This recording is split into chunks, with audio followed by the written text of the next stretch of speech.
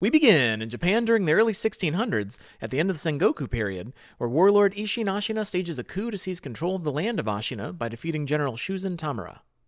Around this time, a nameless orphan is found in the aftermath of a battlefield and is adopted by a wandering shinobi, Ukanzemon Usui, also known as Owl, who names the boy Wolf and trains him in the ways of the shinobi. About 20 years later, Ashina is on the brink of collapse due to the now elderly Isshin falling ill and the Interior Ministry, a militaristic group set on unifying Japan, steadily closing in to take over. Desperate to save his clan, Isshin's adopted grandson, Genichiro, seeks the immortal divine heir, Kuro, in hopes of using the dragon's heritage within his blood to create an immortal army. Wolf, now a full-fledged shinobi and Kuro's personal bodyguard, fights Genichiro, but loses the duel, along with his left arm, and collapses from his injury, while Genichiro takes Kuro away. Having received Kuro's blood 3 years prior, Wolf survives and is brought to a dilapidated temple for recuperation by the sculptor, a former shinobi known as Sekijo, or one-armed orangutan, who now carves Buddha statues. The sculptor gives Wolf the shinobi prosthetic, a device to replace his missing arm, which is capable of utilizing various shinobi weapons and tools, including a grappling hook used to traverse the area.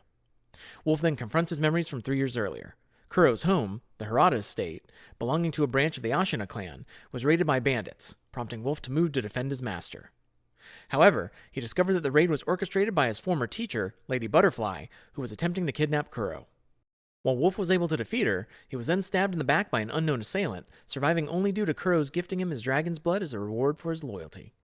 In the present time, Wolf assaults Ashina Castle with the aid of his self-resurrecting blood, learning along the way about the harmful side effect of its use on those around him, a sickness called dragon rot, and once again confronts Genichiro, this time defeating him. However, Genichiro is returned to life after the final blow by having drunk the rejuvenating waters, an artificial reproduction of the dragon's blood, and he flees.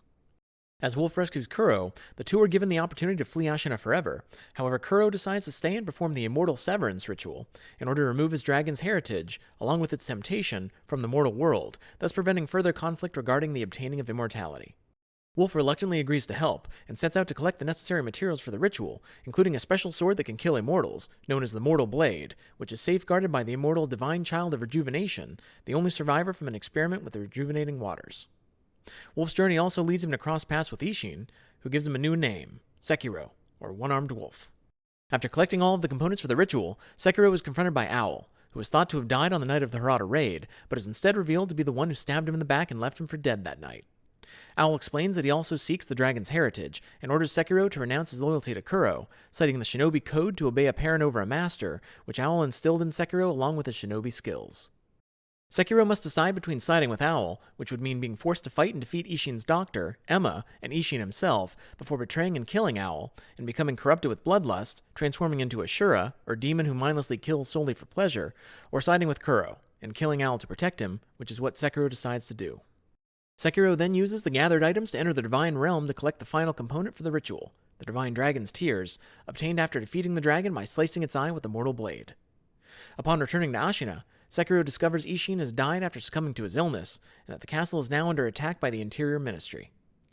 Being informed by Emma that Kuro has fled, Sekiro finds him under attack by Genichiro, who now also wields a mortal blade. Genichiro then challenges Sekiro one last time, and their battle ends with Sekiro defeating him again. Realizing Ashina is nearly lost, Genichiro sacrifices himself as a last resort by slicing his own neck with his mortal blade, using his body as a gateway to the afterlife, reviving Isshin in his prime so that he can restore the clan. Although he disagrees with Genichiro's methods, Isshin honors his grandson's dying wish and fights Sekiro as a first step to restoration. Sekiro defeats Isshin, severing his immortality and killing him with the Mortal Blade, before making his choice on how to perform the ritual on Kuro's injured body. One option is for Sekiro to use the Dragon's Tears and aromatic flower of the Everblossom, a tree from the Divine Realm, to remove Kuro's immortality by purifying his blood, and then killing himself with the Mortal Blade, destroying the last trace of the dragon's heritage in the mortal world. Another option is for Sekiro to take Kuro to the Divine Child, where she will perform a ceremony to absorb Kuro, along with the dragon's heritage, into herself, before she and Sekiro will journey west to return the dragon's blood to the birthplace of the Divine Dragon, also removing it from the mortal world. The final option, which Sekiro chooses, is to honor Kuro's last request by giving the dragon's tears to Kuro before killing him with the Mortal Blade, forcibly ending both his immortality and his life.